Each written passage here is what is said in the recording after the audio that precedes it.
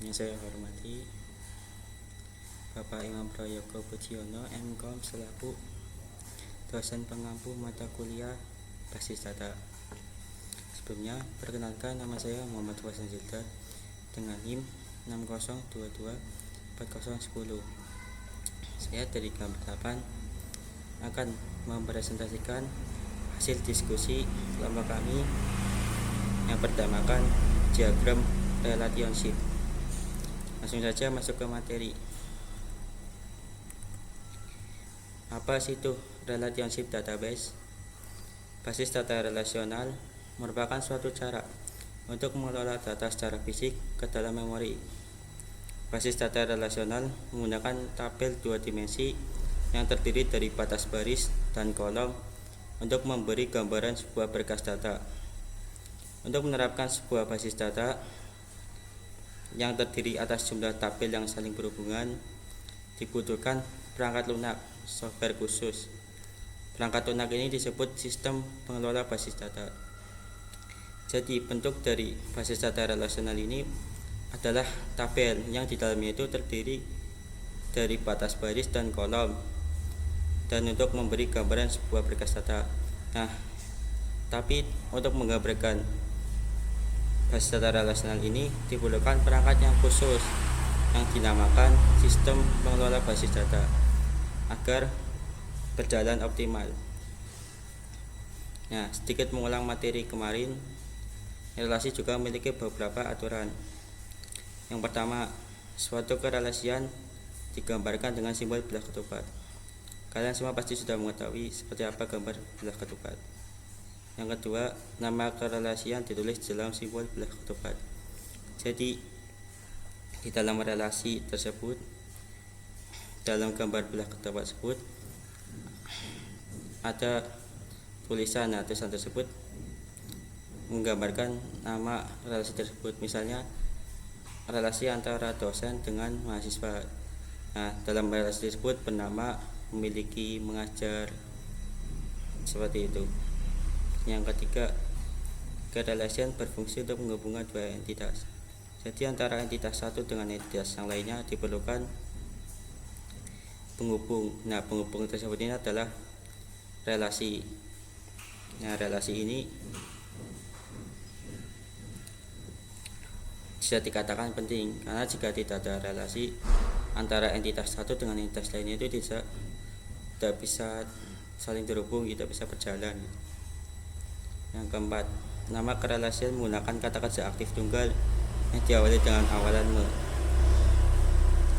Kata kerja aktif tunggal yang diawali dengan me misalnya mengajar, memiliki, membayar, membeli, memberikan, seperti itu. Jadi dalam relasi tersebut berisikan kata kerja karena yang dihubungkan itu antara subjek dengan subjek, jadi bukan kata kerja.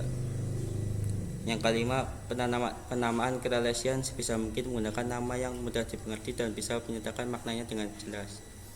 Dalam database itu tidak perlu nama-nama yang terlalu rumit dan susah, karena supaya target yang diberikan rancangan tersebut bisa memahami dengan jelas dan sistem bisa membacanya. Next. Nah, relasi itu tersebut memiliki beberapa macam jenis. Yang pertama, relasi binary. Relasi binary adalah relasi antara dua entitas. Relasi binary ini juga memiliki beberapa macam. Yang pertama, relasi one to one. Relasi one to one terjadi antara satu akun entity hanya memiliki satu akun entity lainnya. Misalnya sopir hanya bisa mengendarai satu mobil, sedangkan sebaliknya mobil hanya bisa dikendarai oleh satu supir. Selanjutnya, relasi one to many atau many to one.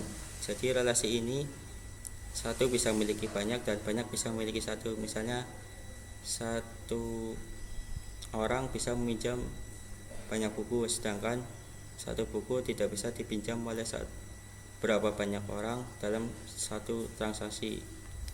Yang terakhir, relasi many to many. Relasi ini banyak dengan banyak.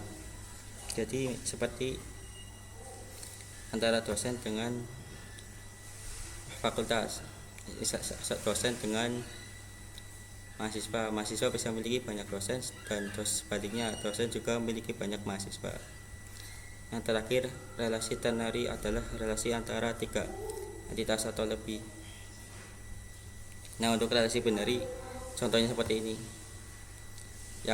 Yang pertama itu relasi one to one, yang kedua relasi one to many, yang ketiga relasi many to many.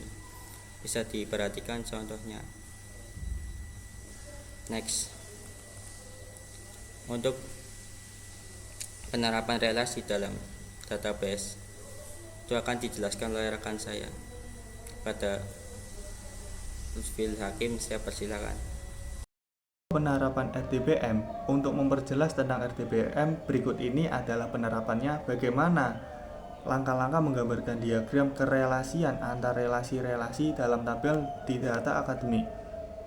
Langkah dalam RDBM yang pertama adalah menjabarkan atribut dan relasi ke dalam tabel di basis data akademik. Seperti contoh pada tabel mahasiswa, di dalamnya ada NIM, nama mahasiswa, kode prodi, kelas, tahun masuk, kelamin, tanggal lahir, tempat lahir, alamat, status. Sama juga di jadwal mengajar, program studi, dosen, mata kuliah, di dalamnya ada rincian-rincian tersendiri. Kemudian langkah kedua menentukan atribut-atribut yang menjadi primer key dan foreign key di tiap-tiap tabel dalam basis data akademik, di mana bintang 1 merupakan primer key dan pemberian bintang 2 adalah foreign key. Lihat di contoh tabel tersebut, ada NIM, ID jadwal, kode prodi, NIK, kode MK, itu bintang 1, artinya primer key. Kemudian yang kode prodi, NIK, kode MK, dan lainnya itu ditunjukkan dengan bintang 2 adalah foreign key. Kemudian langkah ketiga yaitu menggambarkan hubungan antara kunci primer dengan kunci penghubung, di mana kunci primer digambarkan dengan panah 1 dan FK digambarkan dengan panah 2. Bisa dilihat sendiri pada contoh tersebut.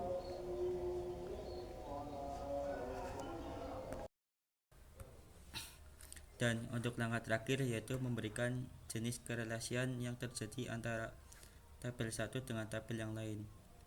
Basis data merupakan tabel yang saling berrelasi, sehingga tiap-tiap tabel yang ada di basis data harus saling menyambung.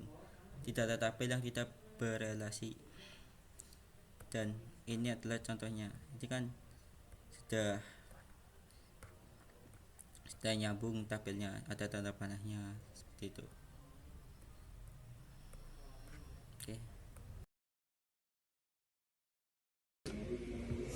Oke, untuk kesimpulan, ER model atau biasa disebut entity relationship model merupakan model untuk menjelaskan hubungan antara data satu dengan data yang lain di dalam basis data berdasarkan pandangan bahwa dunia nyata terdiri dari objek-objek dasar yang mempunyai hubungan relasi antara objek-objek tersebut.